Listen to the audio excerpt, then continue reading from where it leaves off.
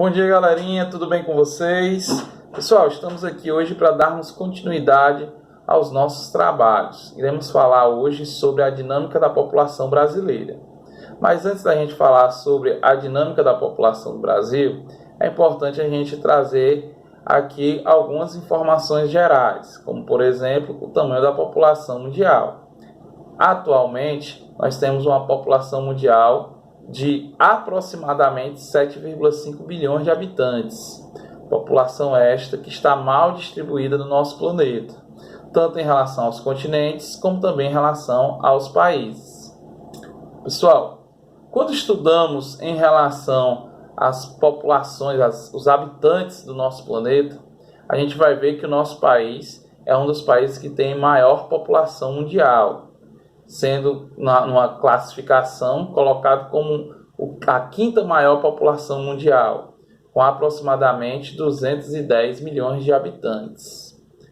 Ao estudarmos sobre a nossa população, a gente vai se deparar com alguns conceitos, como o termo populoso e o termo povoado. São duas coisas diferentes. O termo populoso ele faz referência ao número total de habitantes, e o termo povoado faz referência ao número de habitantes por quilômetro quadrado. No caso do Brasil, o Brasil é um país bastante populoso, tem a quinta maior população do mundo, mas ele não é considerado entre os países que são mais povoados, né? Um número grande de habitantes por quilômetro quadrado. Gente, ao estudarmos o ritmo de crescimento do nosso país em relação ao número de habitantes, a gente vai ver que dois fatores foram cruciais para isso.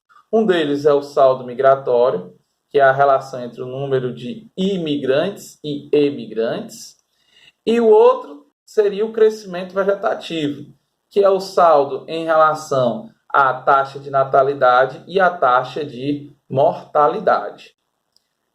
Gente, quando estudamos em relação ao crescimento da população do Brasil, a gente vai ver que até a década de 70 ela teve um grande crescimento, mas a partir daí ela passou a reduzir esse ritmo de crescimento. Por conta de que? Foi a diminuição do saldo migratório e o outro foi a redução do número de filhos por mulher.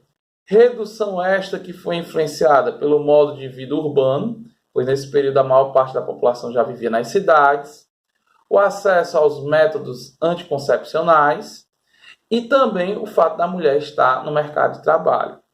Beleza, gente? Essa foi a nossa fala de hoje. Um abraço, um beijo, um cheiro e um queijo.